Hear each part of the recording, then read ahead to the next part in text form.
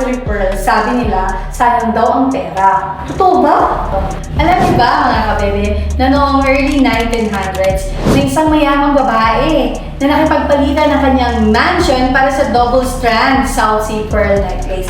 Yes, totoo! Siya si Macy Plant. Nakipag-trade siya kay Pierre Cartier, apo ng Cartier Jewelry founder. This traded mansion ay ang kasalukuyang main Cartier store sa New York City. Isipin mo yun, isang perlas na kwintas naging mansion? Ang tunay na value hindi lang nakikita sa unang tingin. Pero pag nag-invest ka sa timeless piece, the value grows over time.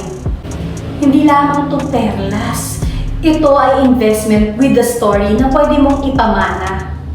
Kaya next time, pag may nagsabi sa'yo na sayang ang pera sa perlas, sagot mo lang, hindi ito luho. Ito ay legacy. Yun lang mga kabebe!